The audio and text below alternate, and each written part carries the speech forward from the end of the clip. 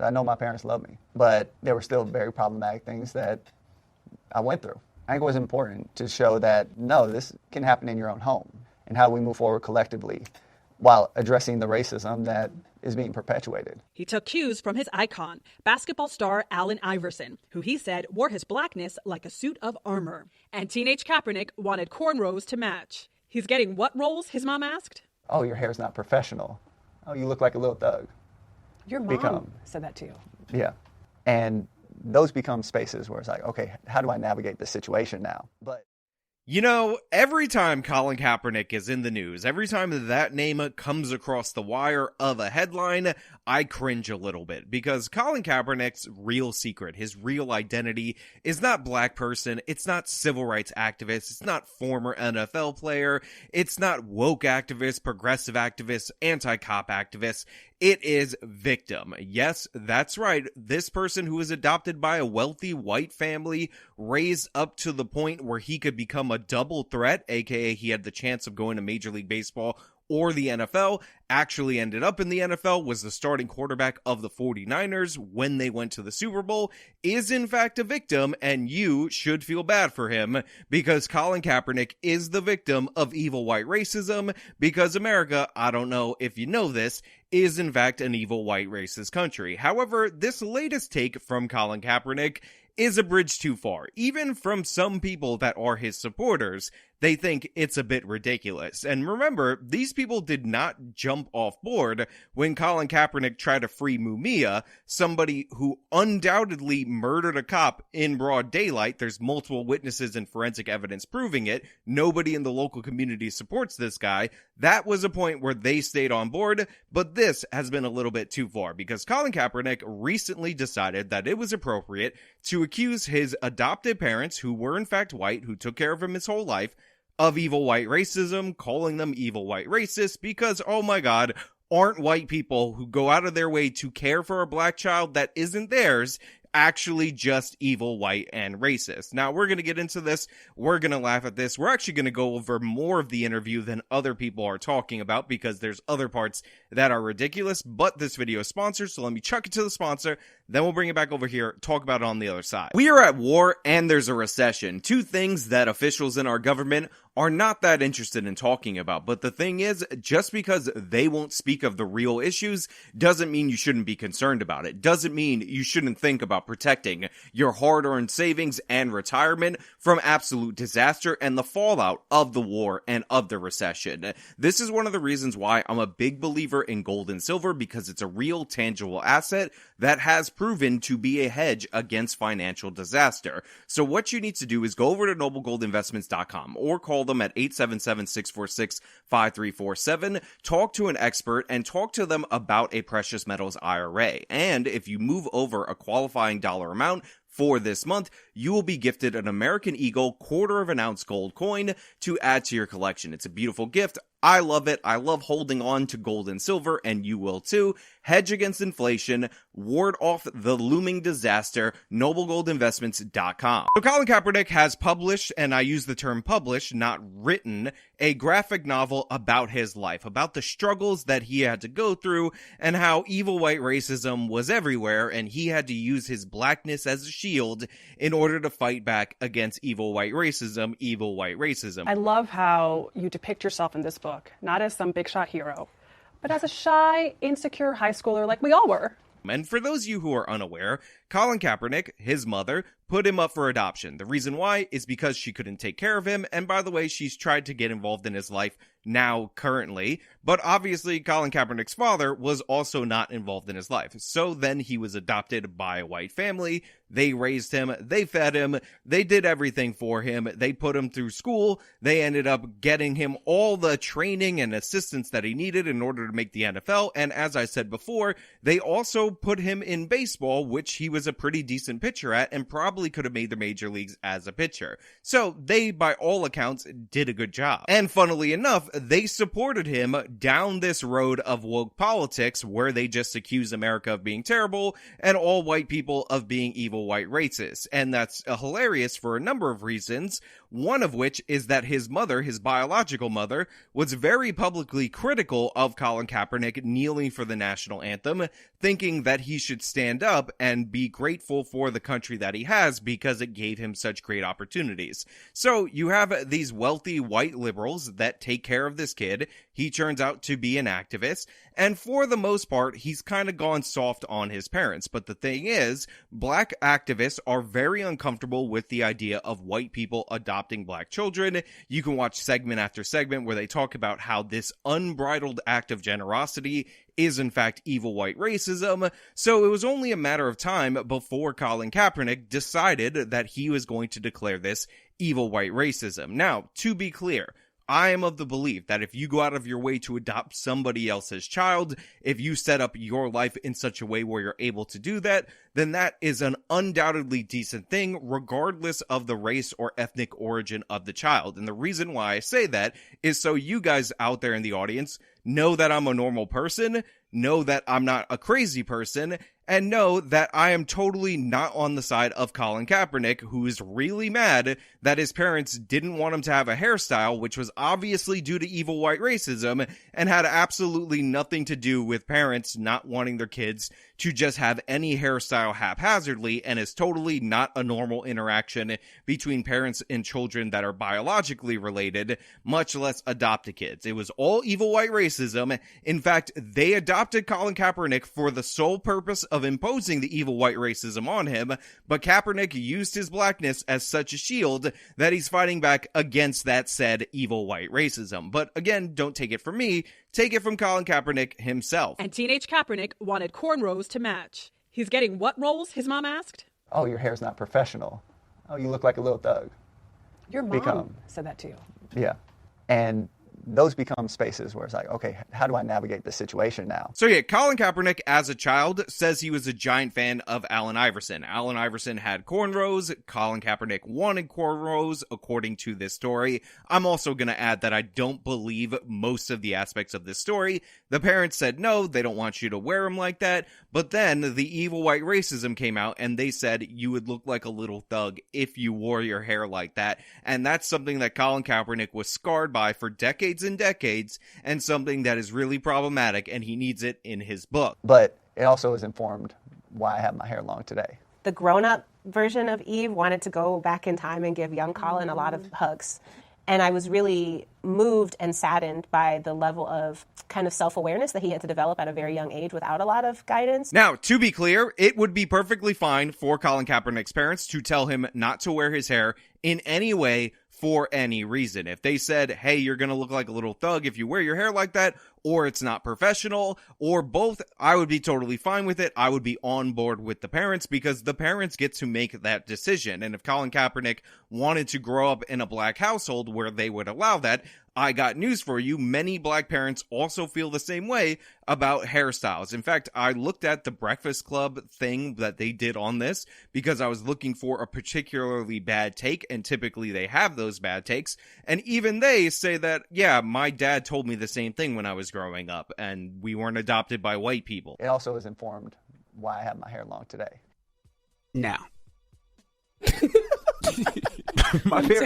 reason I said it, my parents are black, right? Charlamagne jokes and says I'm Dominican. No, my parents are black. Allegedly. But when I got cornrows, my parents said the same thing. Exactly. They said, you look like a little thug out there, but take them cornrows out. You're going to get yourself shot. But I also want to make this 100% clear that I don't believe Colin Kaepernick's account of the events. Maybe he did want to have cornrows at one period of time in his life. Maybe it was after Allen Iverson. Maybe his parents did say no because they thought it would look unprofessional. But the added extra thing that they called him a thug or said he would look like a thug, even though totally fine, I wouldn't be against them saying that or suggesting that, I just don't buy. I think Colin Kaepernick is making this up because what Colin Kaepernick tends to do is make things up. He tends to lie. So I think this is an exaggeration, and typically as a parent, you don't have to give multiple different excuses for your kid and why you don't want them to do anything. So Colin Kaepernick's claims, I don't buy them at all whatsoever.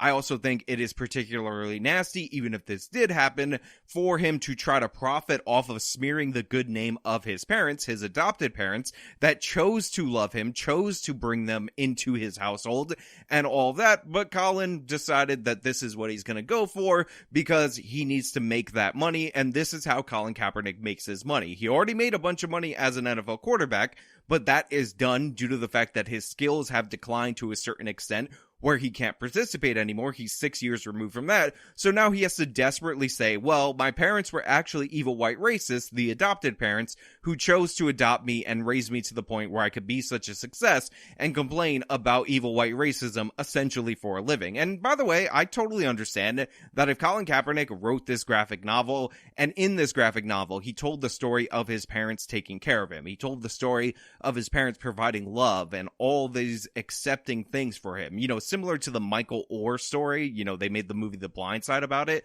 where this woman takes him into his home and all that, that wouldn't get the attention that he's looking for. Nobody would buy that book. The reason why this is generating headlines is due to the fact that he has declared his adopted parents, who he says, I know they love me, as evil white racists, evil problematic white racists. Isn't it so bad how their white racism is? And of course, the net effect is maybe people will hesitate when adopting kids of another race. Now, there are some people out there, specifically black activists, that say that they're totally fine with that, but I will also note that these very same black activists are not adopting black children of their own, so the net result of this is fewer black children being adopted, which I don't think is a good thing. Now, another reason why I don't believe Colin Kaepernick's account of events is because clearly and obviously, if you did a 23andMe on this guy, they would be a lot more European than you think, because Colin Kaepernick does not look like a black American. In fact, one of the reasons why I believe he's actually growing out his hair into an afro is to enhance his black features, because if you look at his childhood picture, if you look at him now, the dude looks Persian, and this is a phenomenon that we see in the United States of America time and time again, where you have people who are half black or a quarter black or whatever, and essentially they lean into their black side extra in order to garner the privileges of being a black person and thus having that victim status in the United States of America. Now, we've done videos on this channel about this phenomenon. Remember, we talked about this girl who was half black, who made videos about how her father was an evil white racist, and how she was happy that her father was dead, because her father was such an evil white racist, all he did was become a billionaire and pay for everything that she could ever want, take care of her whole life. Wow, isn't she a victim? She was the child of somebody whose net worth was around $2 billion. This is another person who, again, half black, half white, who leaned into that black half in order to get victim points, even though clearly and obviously this person is incredibly privileged. Now, I don't know anything about Colin Kaepernick's biological father or what kind of mixture or whatever, but again, you're looking at somebody choosing to lean into the black identity despite the fact that he had a very privileged upbringing in comparison to probably me or you watching this video, but definitely compared to a lot of black people in the United States of America as a whole. And again, while I definitely believe, and I've always said, that Colin Kaepernick shortened his career in the NFL by kneeling for the national anthem, he was only going to be in the league for a couple of years longer as a backup because his skills at that point in time had deteriorated to the point where he was not going to be a starting quarterback at all. And considering Colin Kaepernick had huge financial demands for the teams that would sign him, it would appear that financially, getting a Nike contract after he was out of the NFL, getting this book deal after he's out of the NFL, getting a Netflix deal after he's out of the NFL, he made the best financial decision for him. He also got a settlement from the NFL because of them blackballing him and all that. So Colin Kaepernick has benefited dramatically from leaning into his black side, which was a good financial maneuver for him as his skills deteriorated. Remember, in Colin Kaepernick's last couple of years, he was the worst passing quarterback in the NFL, bar none. 2 years before he left, he was by far and away the lowest ranked quarterback in the NFL, and only because his running was number one in the league did he escape that title, and he ended up being third from the bottom in his last season in the NFL. Do you still want to play football professionally? Absolutely. I woke up this morning before our events, trained 5-6 days a week. I'm still up at 4:30. I go get my training in. That passion is still there, and the ability is still there. So despite the fact that Colin Kaepernick is saying that he's still in shape and he drills every day and all that, and he's still ready to play football in the NFL, that is just not true. That is not how skill sets work. And remember, we're 6 years removed from him playing at the NFL level when his skills were seriously deteriorated. The former NFL quarterback who once led the 49ers to the Super Bowl was known in high school for his baseball. The pitcher even had major league interest, but he bucked public pressure and followed his heart to the gridiron. There were a lot more black people in football. I was like, I found some community here. Now, I also find it funny that Colin Kaepernick had a lot of major league interest, and by the way, if you watched him on the NFL field, this was often referenced as he was playing football whenever he threw a pass, when they would say Colin Kaepernick's fastball, because he was actually known as quite a notable pitcher. And considering the current market in Major League Baseball for pitching, and Kaepernick did have some talent, I can convincingly say that he likely made a tragic mistake. Because unlike the NFL, and Colin Kaepernick got more than enough guaranteed money, let's be clear about that, all Major League Baseball contracts are guaranteed. Unlike the NFL, where obviously the wear and tear on your body, specifically if you're a run-first quarterback like Colin Kaepernick was, is much higher, you can actually have a much lengthier career in Major League Baseball, assuming no serious arm injury, which, by the way, is a big assumption to make because there are often very serious arm injuries. So Colin Kaepernick, if he was more talented in baseball than football, likely would have made more money in Major League Baseball than he did in football. But again, he claims that he made this decision because obviously he thought that the NFL had more black people in it, and that's what he went for. I don't actually believe that. I think Colin Kaepernick made the decision because he was a quarterback, so he could be the center of attention, and being a starting pitcher or a closer does not grant you that same level of media hype. And then that passion is still there, and the ability is still there. No, it is definitely not there. Your training looks soft. I remember your little audition for the NFL where they were going to give you a legitimate tryout, but you wanted to make a stunt out of it, so you demanded that all these teams show up within 20 minutes, an hour away from the designated location that you were supposed to do the tryout, and it was an absolute embarrassment, and you wore the Kunta Kinte shirt. Kaepernick, you don't want to play football. You want to pretend like you're on the cusp of returning to the NFL, but you're getting up there in age, and obviously your skills were deteriorating while you were in the league, so the idea that this is going to happen is just not a real thing. On top of that, one of the worst things that could happen for Colin Kaepernick is that we have a number of people who are either partially black or fully black that have kind of taken over the league as the next generation of quarterbacks in the NFL. It's kind of hard for Colin Kaepernick to make the case that the NFL is full of all these evil white racists when all these prominent new up-and-coming quarterbacks, or a huge portion of them, happen to be black quarterbacks. Turns out, if you play well, you make the team, and people want to win in the NFL more than anything, and Colin Kaepernick was just not the key to winning. I always said if he was way more talented, the Niners would have eaten all the negative press and all the negative attention associated with the kneeling and kept him on the field, because the NFL is all about winning. It's just Kaepernick's annoyance to talent ratio was far misaligned, and he completely misjudged that, or maybe he didn't, because again, he's had a huge financial windfall ever since he decided to become this woke activist. He hasn't played professionally since the 2016-2017 season, when this single gesture sparked both solidarity and outrage. Why did you choose that day and to protest in that way? That's actually something we're going to dive deep into with the doc that's coming this fall. Look, Colin Kaepernick sucks, period, point blank. He is unfortunately a part of this phenomena that we see in the United States of America of people growing up in privilege, having a lot of advantages of other people, and then somehow developing a hatred for the country that set them up for such success and becoming more notable due to the fact that they have that hatred. And one need look no further than the Oscars as a perfect example of this. When that Korean guy won Best Director for that movie way back when, Parasite, if you listen to his speech and how grateful he was to be there and how much he loves Hollywood in comparison to the native-born filmmakers in the United States of America complaining about this country, you can see exactly what I'm talking about. This happened again when that kid who was in the Indiana Jones movie won Best Actor, and he gave a very heartwarming speech talking about how his story was the American dream, coming from a Vietnamese refugee all the way to Best Actor.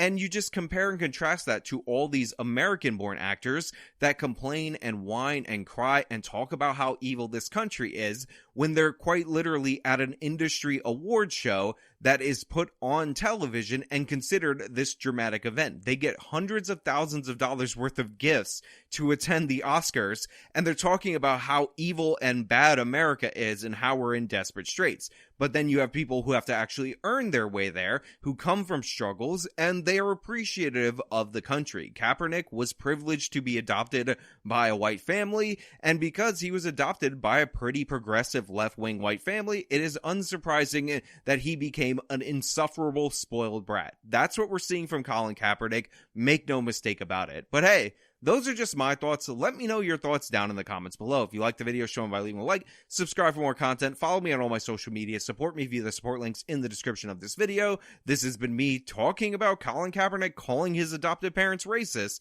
Till next time.